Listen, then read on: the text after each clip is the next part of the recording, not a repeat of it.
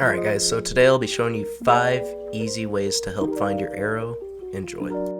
So here's just a quick look over of my bow. It is a brand new Hoyt RX-7 and I bought it a few weeks ago and I'm still trying to get used to it.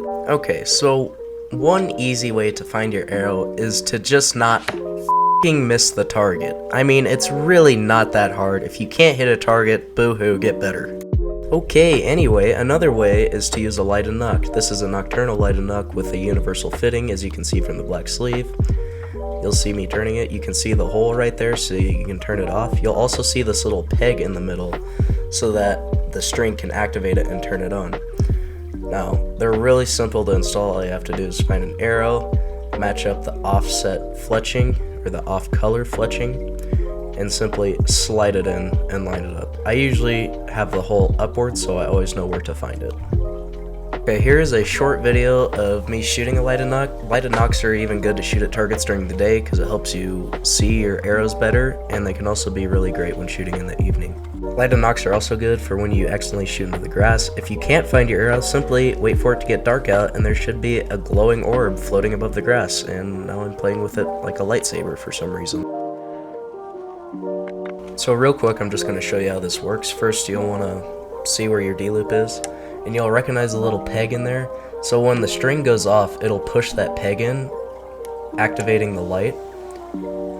And also to turn it off, you just got to get a knife or a little screwdriver and put it in that little hole that I talked about earlier. It's kind of hard to see, but all you want to do is put it in and lift it up, and it turns off the nock.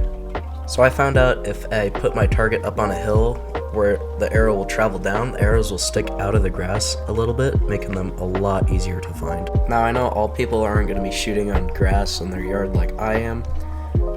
That's fine. Like, even you could even have a hay bale as your backstop, or maybe even a dirt pile, or just anything to stop the arrow that won't damage the arrow. So like if you have a dirt pile, just make sure there's not gravel or rocks or anything. Otherwise your arrow could end up very splintered and very tore up. You can even rip off your fletchings, which would pretty much ruin the arrow unless you get them fixed. Okay, so here's just a little example of what the arrow does when you shoot off a hill, kind of like that. It'll stick out of the grass a little bit, making them a lot easier to find. But even after all that you really need to do to find your arrow is just to look really, really hard. Especially when you're shooting on grass like I am. The arrows tend to go so flat that they like to bury themselves in the grass. So this is what I mean right here. You'll walk up, try and find them, and they just bury themselves so deep in the grass. So you just have to look really, really hard. So one way to find your arrow is to just simply take off your shoes, especially if you're on grass. Just take off your shoes and walk perpendicular from the way that you were shooting, so you have a better chance of actually just stepping on the arrow. Stepping on the arrow is not going to damage it, especially if it's a carbon arrow. It's just going to flex a little bit, and it's not going to poke you in the toe. You're just definitely going to feel where it's at and be able to find them. I've had a lot of success using this method, and I have saved so many arrows. But hey, I mean, we're all going to miss sometimes, whether we're just trying to sight in our bow or get out to longer ranges. Sometimes the best way to find your arrow is to just forget about it and go buy a new one. But anyway, enjoy me shooting my target.